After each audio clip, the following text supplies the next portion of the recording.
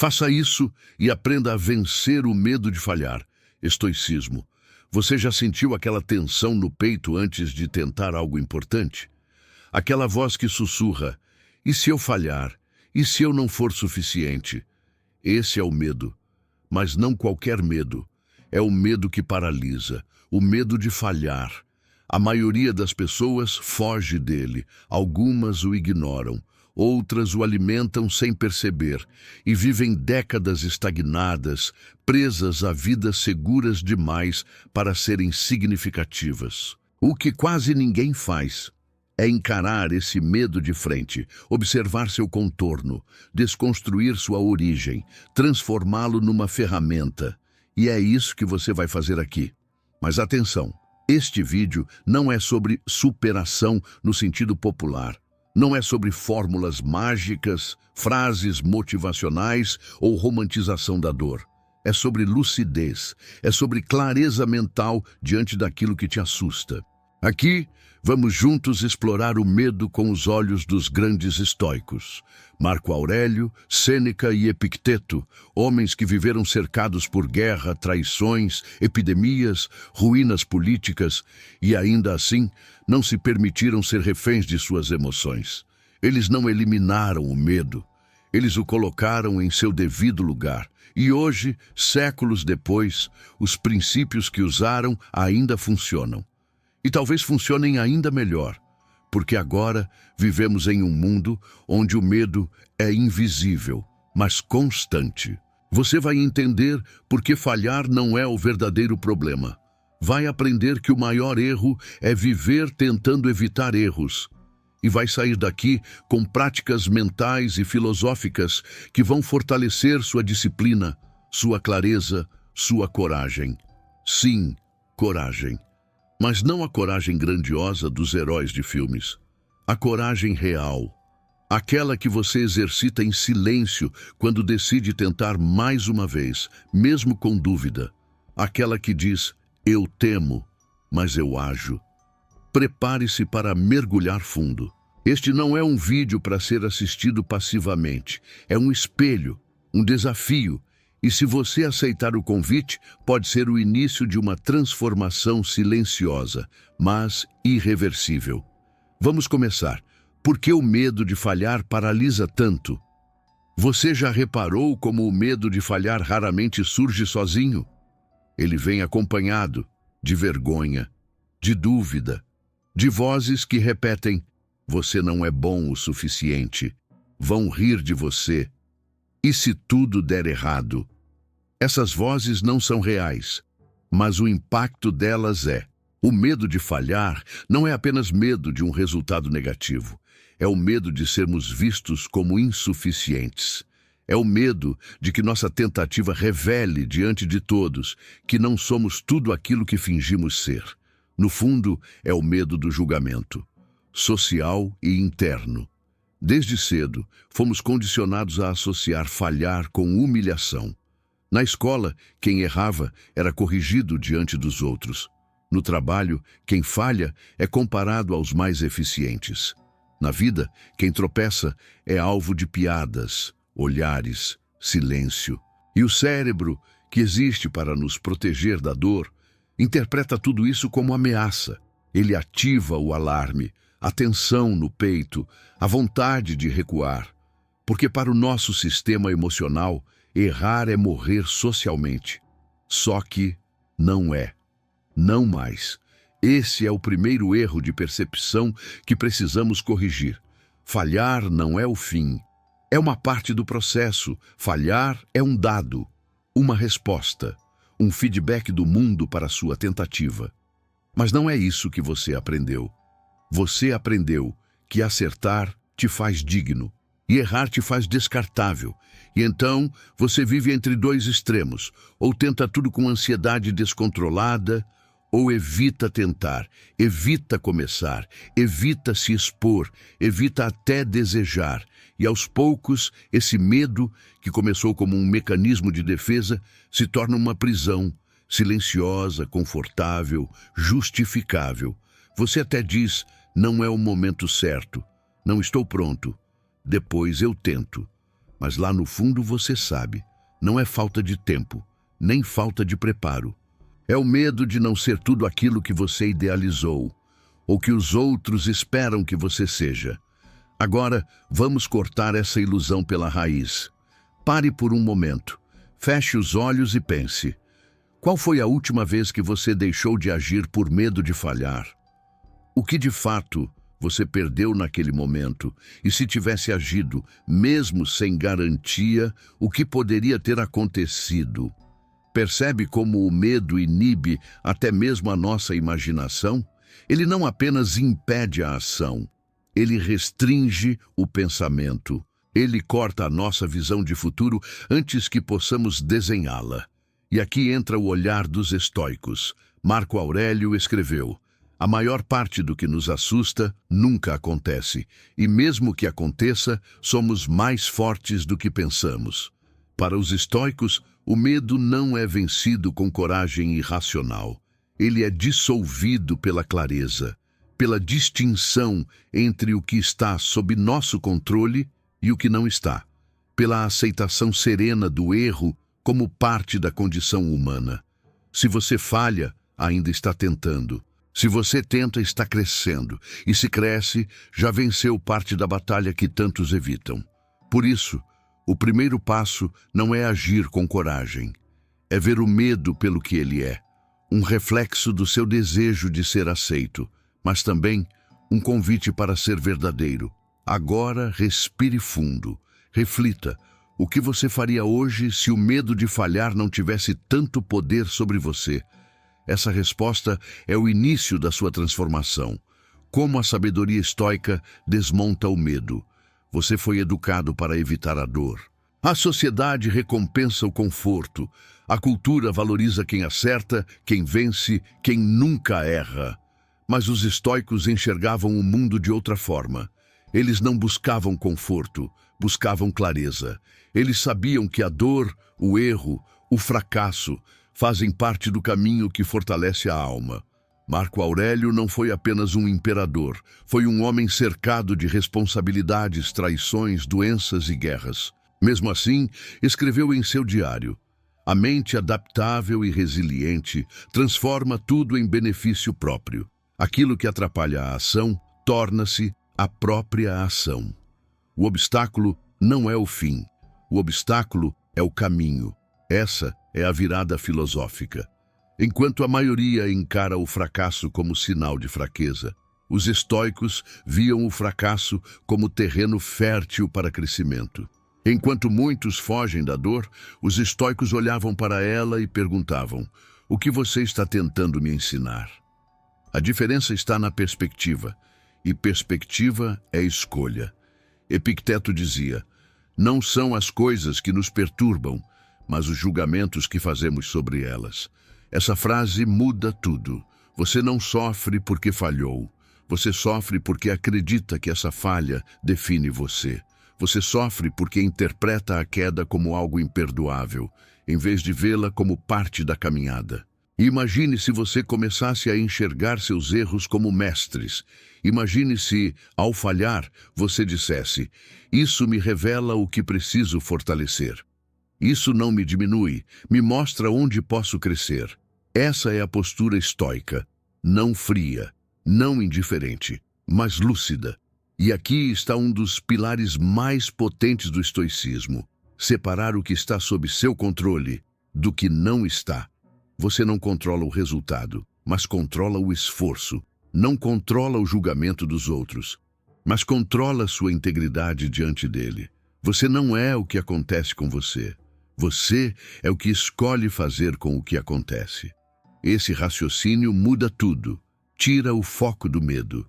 Tira o foco da performance e coloca o foco onde ele sempre deveria estar: na sua virtude, na sua intenção, na sua prática diária de melhorar.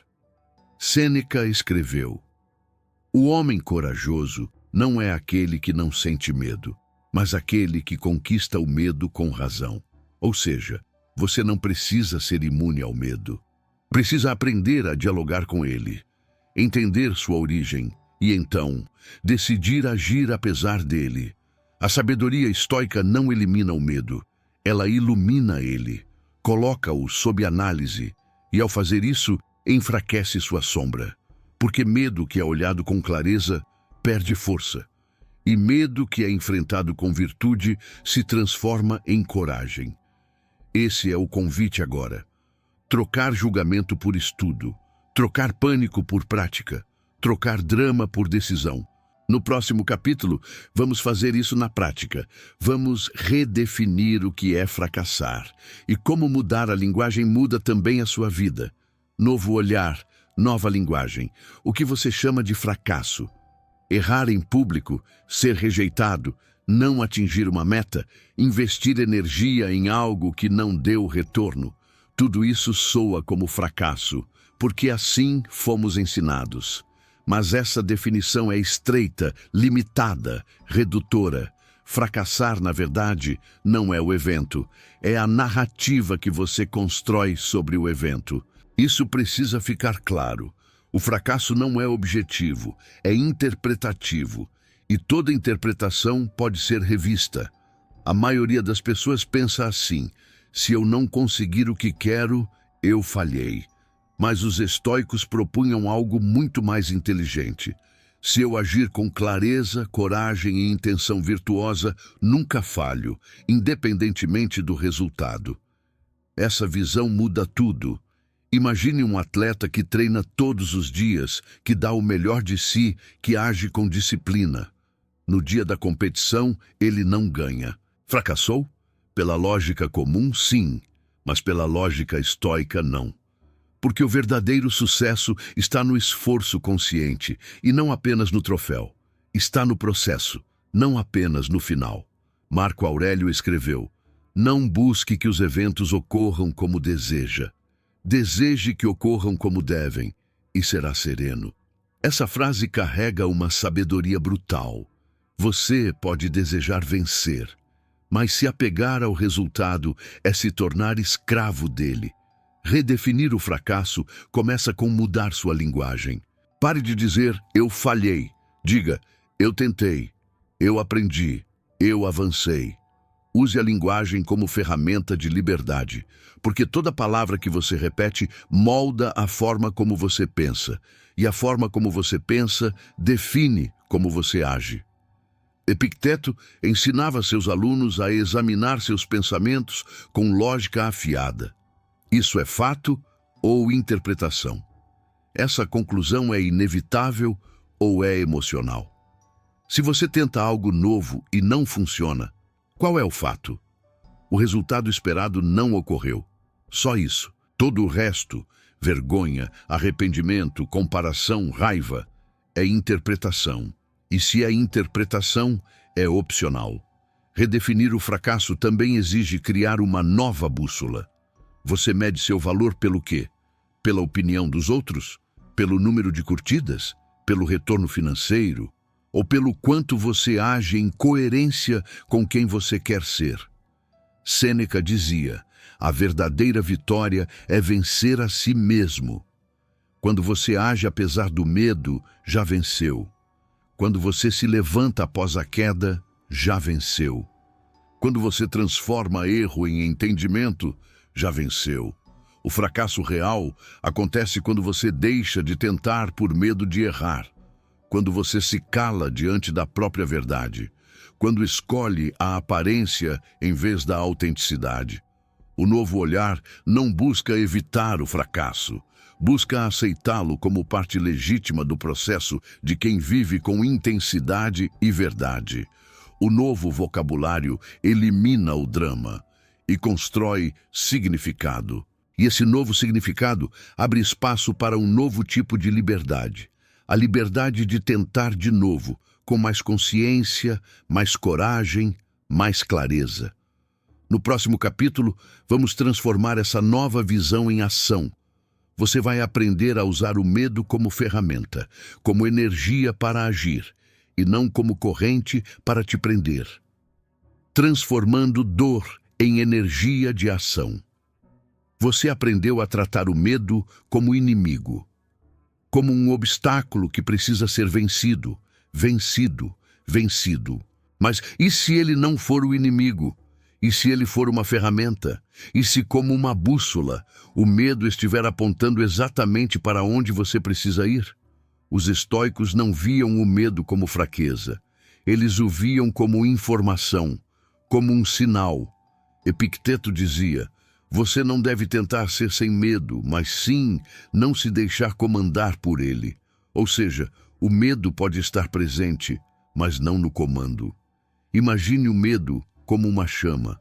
Ela queima sim, mas também pode aquecer, iluminar, avisar que algo importante está prestes a acontecer. Na prática, o medo aparece com mais força onde há mais valor. O medo de falar em público, talvez você valorize ser ouvido. O medo de mudar de carreira, talvez você deseje viver com mais verdade. O medo de dizer o que sente, talvez você anseie por conexão autêntica. Medo é desejo escondido sob uma camada de proteção. A dor que ele provoca revela o que você mais quer, mas também onde você menos se sente preparado. E é aí que mora a chave. Use o medo como mapa. Se algo te assusta e ao mesmo tempo te atrai, você encontrou um ponto de crescimento. Mas como fazer isso de forma prática? Apresento agora um método direto, o mapeamento do medo. Pegue papel e caneta, divida em 2 colunas. Na primeira, escreva: o que temo. Na segunda, o que posso ganhar se agir mesmo com medo. Seja honesto, cru, simples. Na primeira, escreva tudo: ser julgado, ser rejeitado, perder dinheiro, fracassar em público. Na segunda, vá fundo: liberdade, alívio, aprendizado, nova oportunidade, superação pessoal. Agora leia, compare, veja com clareza. O que você mais teme geralmente está guardando o que você mais deseja, e o preço de não agir costuma ser maior que o preço do risco. Marco Aurélio escreveu: pergunte-se qual é o pior que pode acontecer, e diante disso você ainda é capaz de agir com virtude. Essa pergunta desfaz a paralisia.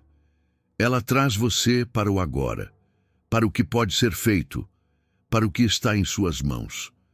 Existe também uma explicação neurobiológica aqui. O medo ativa a amígdala, parte do cérebro responsável por identificar ameaças. Mas ela não diferencia um leão de uma plateia. Ela apenas reage. Seu papel, então, é treinar a mente racional, o córtex pré-frontal, a responder com intenção e não por instinto. Como? Com repetição, com exposição progressiva, com a escolha diária de agir, mesmo tremendo. Porque cada vez que você age com medo, está reconfigurando o seu sistema. Está dizendo para si mesmo: isso me assusta, mas não me domina. E esse é o início de uma nova identidade. A de alguém que respeita o medo, mas não se ajoelha diante dele. O medo pode ser o seu pior carrasco, ou seu melhor professor, depende do lugar onde você o coloca. No próximo capítulo, vamos aprofundar esse caminho. Descobrir como os valores pessoais, quando bem definidos, podem ser a bússola que guia você para além do medo. Por que fracassar pode valer mais do que vencer fácil? Por que você quer vencer? Pense com calma. Você quer vencer por realização pessoal? Por aprovação dos outros? Para evitar críticas? Para sentir que vale alguma coisa? Agora imagine que você vence. Conquista aquilo que tanto queria, mas precisou abrir mão da sua integridade, precisou se calar onde devia falar, fingir onde devia ser honesto, abandonar quem você é. Ainda assim, seria uma vitória? Sêneca diria que não. Para ele, como para todos os estoicos, o único verdadeiro fracasso é viver fora da sua natureza racional e virtuosa. Todo o resto é detalhe. E isso nos obriga a fazer uma pausa, respirar e rever o que tem guiado nossas escolhas até aqui. A maioria de nós se move por metas. Ganhar mais, ser admirado, ter sucesso, mas metas externas não são bússolas, são destinos. E um destino sem uma direção interna é apenas um acidente esperando para acontecer. O que você precisa é de valores, princípios, virtudes. Valores funcionam como bússola. Não te dizem onde você vai chegar, mas te dizem por onde você deve ir, mesmo na dúvida, mesmo na queda, mesmo no medo. Marco Aurélio, quando pressionado a tomar decisões difíceis, não se perguntava: isso me fará parecer bem? Ele se perguntava: isso está alinhado com a razão e a justiça? Isso está dentro do meu controle? Isso contribui com o mundo ou só alimenta meu ego? Essas perguntas formam uma bússola moral, uma rota estável mesmo em meio à tempestade. E agora, a proposta prática. Pegue papel e caneta. Escreva 3 valores que você deseja cultivar. Mas não valores bonitos, valores reais. Aqueles que, se guiassem suas decisões, te deixariam em paz consigo mesmo. Pode ser coragem, liberdade, honra, autenticidade, responsabilidade, verdade.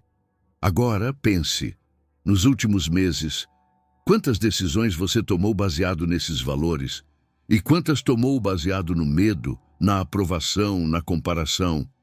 Essa reflexão pode doer, mas é libertadora, porque a partir de agora você pode escolher, pode decidir que seu valor vai pesar mais que seu medo. Pode aceitar o fracasso externo se por dentro estiver firme. Pode tropeçar, mas com dignidade. Epicteto dizia: prefira perder com integridade do que vencer com vergonha. Porque a vitória fácil, aquela que não exige alma, nem sacrifício, nem verdade, cobra um preço altíssimo.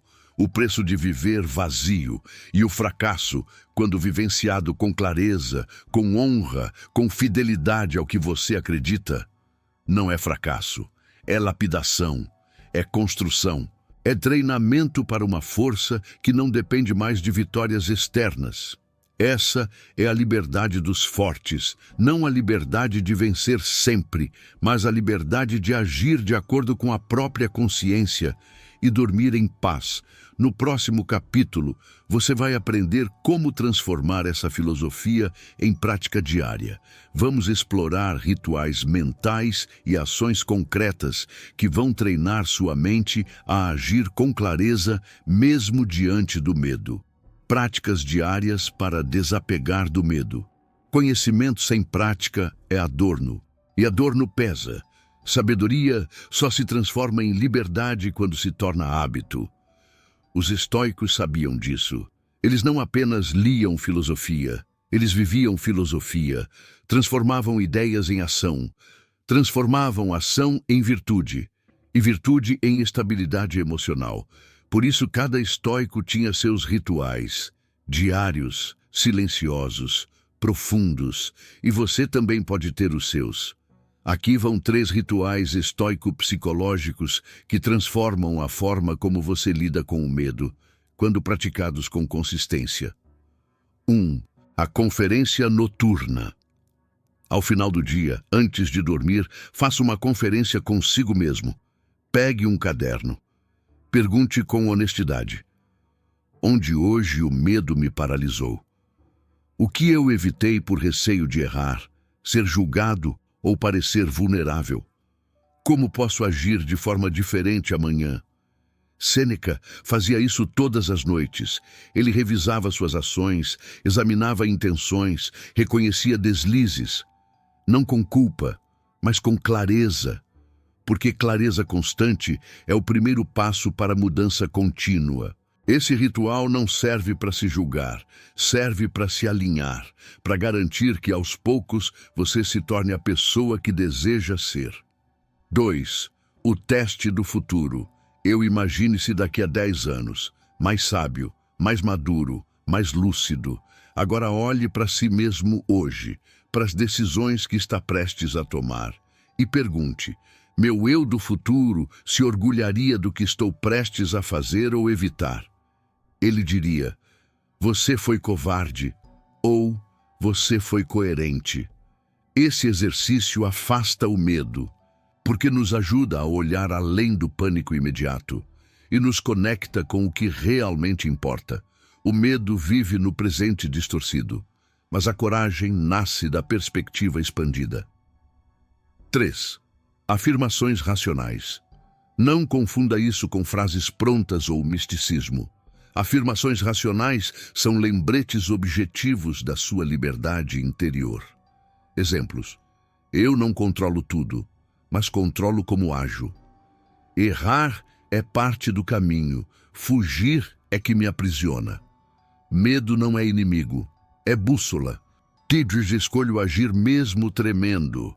Repetir essas frases, de preferência em voz alta, treina seu sistema nervoso a responder com mais equilíbrio diante da pressão.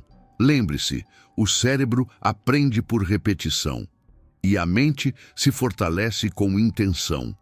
Esses rituais não precisam de horas, não precisam de perfeição, só precisam de constância.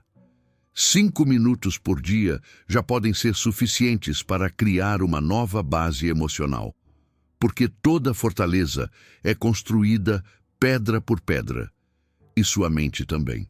Você não vence o medo com força bruta, você o dissolve com clareza diária, com disciplina silenciosa, com escolhas pequenas e repetidas. Marco Aurélio escreveu: a alma se torna invencível quando se disciplina todos os dias para suportar o que a vida traz. No próximo capítulo, vamos ver o efeito real dessas práticas aplicadas na vida de pessoas comuns. Histórias reais de quem venceu o medo e transformou o fracasso em força. Exemplos reais de quem venceu o medo. Falar de coragem é fácil quando estamos em segurança. Mas o verdadeiro teste acontece nos momentos de silêncio, quando ninguém está vendo, quando tudo pode dar errado, e mesmo assim, alguém decide agir.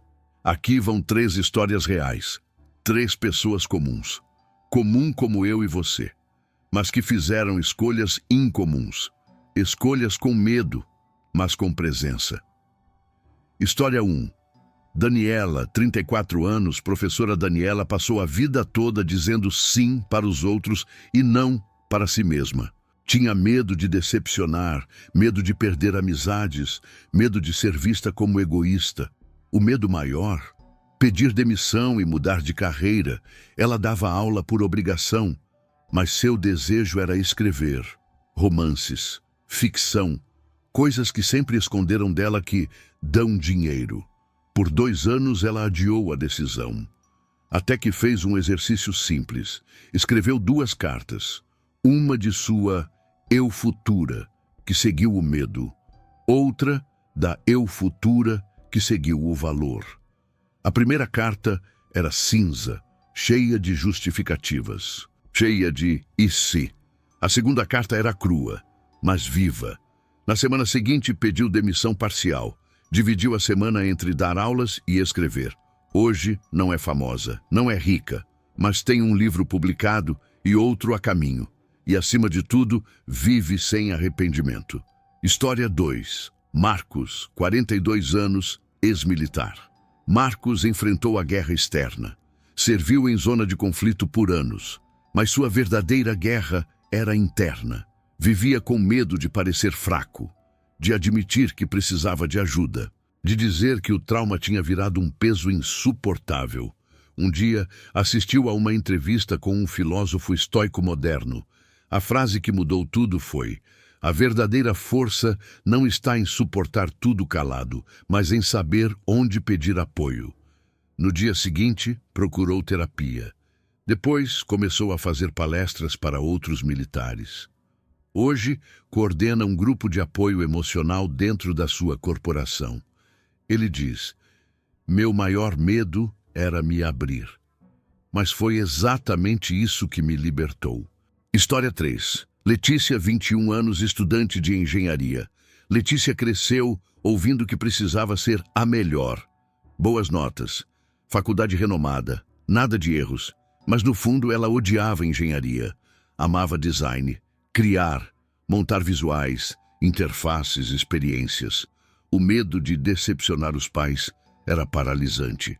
Até que, em uma aula sobre filosofia, ouviu Marco Aurélio: a sua obrigação é viver de acordo com a sua natureza, não com a expectativa dos outros. Ela chorou. Naquele mês, decidiu mudar de curso. Teve medo, muita insegurança, mas seguiu. Hoje ainda lida com julgamentos, mas não com arrependimento. Ela finalmente sente que está construindo algo que tem alma. Essas histórias têm algo em comum. O medo estava lá, a dúvida também, mas os valores falaram mais alto. A consciência se fortaleceu e a ação veio, mesmo tremendo. É disso que trata o estoicismo, não sobre não sentir, mas sobre agir com lucidez apesar do que se sente. Você também tem uma história e talvez ela esteja esperando uma decisão. No próximo capítulo, vamos provocar essa decisão. Te convido a refletir e se comprometer com uma mudança real a partir de hoje. Aplicação. Hoje, transformação amanhã. Chega um ponto em que pensar não basta. Refletir demais vira fuga, analisar demais vira paralisia e filosofar sem agir vira adorno intelectual. O que você faz com tudo o que escutou até aqui? Vai deixar essas ideias se dissolverem em mais um vídeo assistido? Ou vai usá-las como faísca para algo maior? A proposta agora é clara: agir. Mas não com impulsividade, com presença, com intenção. Quero te propor um desafio simples, realista, transformador. Durante os próximos 7 dias, você vai escolher uma ação por dia que você tem evitado por medo de falhar. Ação pequena, possível, mas significativa. Falar com alguém que você evita. Postar algo que você sente, mas reprime. Pedir ajuda, começar aquele projeto que vive engavetado, tomar a decisão que adia há meses. Você não precisa ter certeza, nem confiança total. Só precisa de coragem mínima para começar. E essa coragem mínima pode mudar tudo. Porque é agindo, mesmo com medo, que você começa a reconfigurar seu cérebro, a deslocar o medo da central de comando, a mostrar para si mesmo: eu posso suportar o desconforto, eu posso crescer com a dúvida, eu posso errar e mesmo assim continuar inteiro. Marco Aurélio dizia: pense como um homem de ação e haja como um homem de pensamento. Você não está aqui para viver uma vida calculada demais, está aqui para viver uma vida coerente demais, coerente com seus valores, com sua lucidez, com a consciência de que cada pequeno ato de coragem constrói uma identidade inquebrantável. E aqui vai outra sugestão prática. Crie o compromisso estoico pessoal. Escreva em uma folha ou caderno: meu maior medo hoje é... A ação mínima que posso tomar é... O valor que vai guiar essa ação é... Quando vou fazer... Assine, leia em voz alta e cumpra. Você não precisa compartilhar com ninguém, mas precisa honrar consigo mesmo.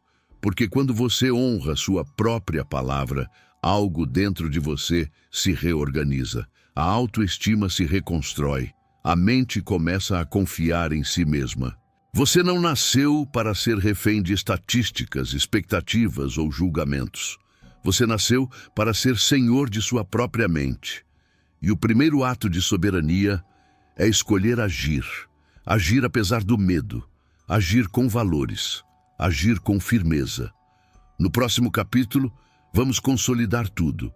Refletir sobre os aprendizados, fortalecer sua decisão e selar esse pacto com sua transformação. Transformação e conexão.